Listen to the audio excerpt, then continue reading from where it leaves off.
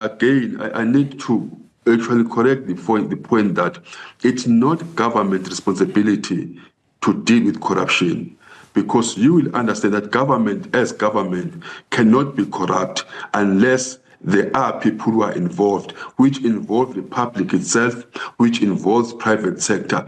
For example, if you talk about the illicit financial flows in the country and embezzling of government funds, people don't simply go to treasury and take the money. That money gets transferred through different accounts, meaning even the private sector, including banks, are involved. Hence, therefore, our third priority speaks to an all-inclusive approach, saying that government alone shall never pass this unless civil society comes on board, academia comes on board, and every citizen, because if you are speaking about active citizenry, that is where we are talking about citizens who are taking responsibility, who are doing that which is right, did not wait for someone else. Yes, Baba. So this is a multi-approach. Yes.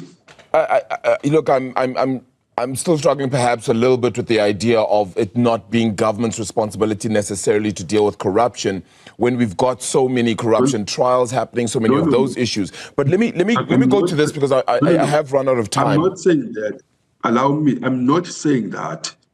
I said it is government's responsibility to deal with corruption, but government alone cannot, because corruption must understand there must be something like if it comes to bribery, there must be somebody who is bribing who may not necessarily be a government official. So we are saying all of us collectively as government taking a lead, of course, civil society, academia, and everybody, because we can't leave this to government alone. That's what I'm saying. I even raised the issue of private sector coming on board, in particular banks, so that they make sure that there is no monies that are moving around banks unauthorized or unduly so.